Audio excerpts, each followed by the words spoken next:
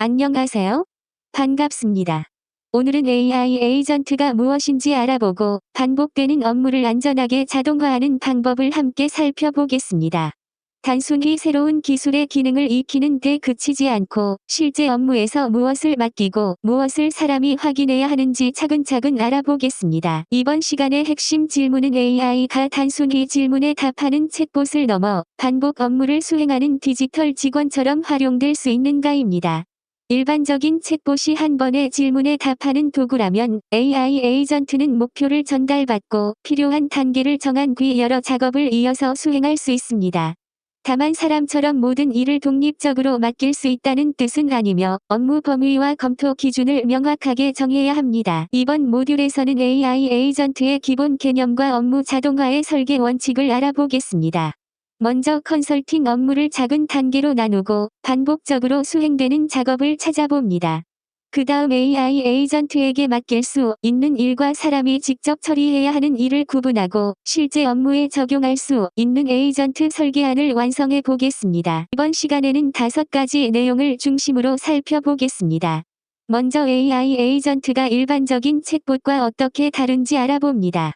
다음으로 어떤 업무를 AI에게 위임할 수 있는지 판단합니다.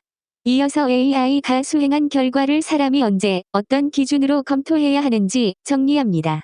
마지막으로 자동화해도 되는 업무와 인간의 판단을 반드시 유지해야 하는 업무의 경계를 설정해 보겠습니다. 오늘의 핵심은 AI를 단순히 답변을 만드는 도구가 아니라 정해진 업무를 여러 단계에 걸쳐 수행하는 도구로 이해하는 것입니다.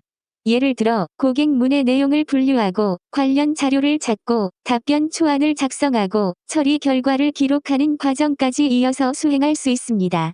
하지만 환불 승인이나 계약 조건 변경처럼 책임이 큰 결정은 사람이 확인하도록 설계해야 합니다. AI 에이전트의 작동 방식을 한 장으로 정리해 보겠습니다. 먼저 사람이 목표와 업무 범위를 정합니다.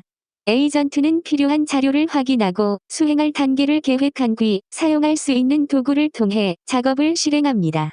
이후 결과가 기준에 맞는지 확인하고 필요한 경우 작업을 수정하거나 다음 단계로 이동합니다. 중요한 결정이나 예외 상황에서는 사람이 개입해 최종 판단을 내려야 합니다. 최근 연구에서는 사람들이 모든 업무를 AI에게 완전히 맡기기를 원하는 것은 아니라고 설명합니다. 반복적이고 시간이 많이 걸리는 업무는 자동화를 선호하지만 사람과의 관계나 책임 있는 판단이 필요한 업무에서는 인간의 참여를 유지하려는 경향이 나타났습니다. 현재의 AI 에이전트는 고객 문의에 답한 뒤 결제를 처리하거나 사기 가능성을 확인하고 배송 절차를 진행하는 것처럼 여러 후속 행동을 연결해서 수행할 수 있습니다. 하지만 AI에게 더 많은 업무를 맡길수록 권한의 범위와 검토 절차, 오류 발생 시에 대응 방법도 함께 설계해야 합니다. 컨설팅 현장에서 활용할 수 있는 사례를 살펴보겠습니다. 고객 분석 에이전트는 업종과 위치, 리뷰, SNS 자료를 입력받아 핵심 문제와 가능한 원인, 추가로 확인할 질문을 정리할 수 있습니다. 마케팅 에이전트는 진단 결과를 바탕으로 채널별 콘텐츠 아이디어와 3개월 실행 일정을 만들 수 있습니다. 보고서 에이전트는 조사 자료와 분석 결과를 정해진 목차에 따라 정리하고 빠진 근거나 확인이 필요한 수치를 표시하는 역할을 수행할 수 있습니다. 다만 최종 진단과 고객에게 제안할 전략은 컨설턴트가 직접 검토하고 결정해야 합니다. 이번 활동은 막연히 업무를 자동화하고 싶다고 적는 데서 끝나지 않습니다. 먼저 현재 업무에서 반복적으로 시간이 드는 부분을 찾습니다. 다음으로 업무를 작은 단계로 나누고 각 단계의 입력 자료와 결과물을 확인합니다. 그 다음 AI에게 맡길 수 있는 작업과 사람이 검토해야 하는 지점을 표시합니다.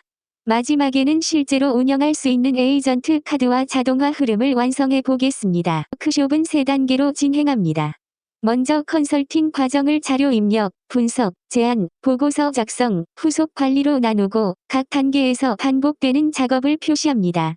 다음으로 에이전트의 역할과 입력 자료, 해야 할 일, 하지 말아야 할 일, 검토 기준, 출력 형식을 에이전트 카드에 작성합니다. 마지막으로 AI가 자동으로 처리해도 되는 범위와 반드시 사람의 승인이 필요한 지점을 정합니다. 이를 자동화 경계라고 이해하면 됩니다. 화면의 프롬프트는 에이전트 설계 실습에 바로 사용할 수 있습니다. 먼저 에이전트가 맡을 역할과 해결할 업무를 입력합니다. 다음으로 사용할 수 있는 자료와 수행해야 할 작업 순서를 알려줍니다. 이어서 개인정보를 임의로 사용하지 않을 것, 확인되지 않은 사실을 단정하지 않을 것, 비용이 발생하거나 외부로 전달되는 작업은 사람의 승인을 받을 것과 같은 제한 조건을 추가합니다. 마지막에는 결과의 형식과 사람이 확인해야 할 항목을 구체적으로 작성합니다. 수업이 끝날 때까지 3가지의 기준을 만족하는 자동화 설계안을 완성해 보겠습니다. 첫째, 자동화하려는 업무 문제가 한 문장으로 명확하게 보이는지 확인합니다. 둘째, 에이전트의 역할과 입력 자료가 실제 고객이나 업무 상황에 맞게 정의되어 있는지 살펴봅니다. 셋째, 어떤 작업을 자동으로 수행하고 어디에서 사람이 검토할지 구체적으로 작성되어 있는지 점검합니다. 이제 자동화 아이디어를 컨설팅의 언어로 바꾸어 보겠습니다. 먼저 내가 매주 또는 매달 반복하면서 많은 시간을 사용하는 업무가 무엇인지 생각해 봅니다.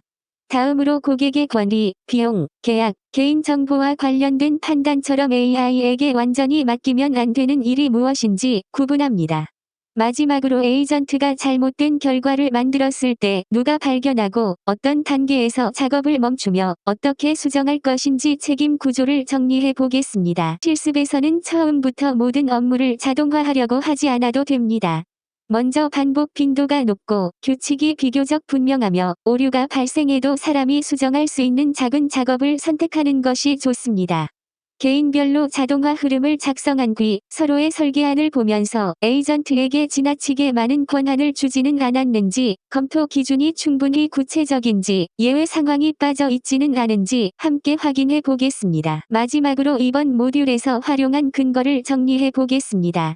2025년에 공개된 WO 올커이 피앵크 연구는 1,500명의 현업 종사자와 AI 전문가의 평가를 바탕으로 사람들이 업무의 성격에 따라 자동화와 인간 참여에 대해 서로 다른 선호를 보인다는 점을 확인했습니다. 미킨시의 2025년 보고서는 AI 에이전트가 고객과 대화한 뒤 결제 처리, 사기 확인, 배송과 같은 후속 행동을 계획하고 수행할 수 있다고 설명합니다.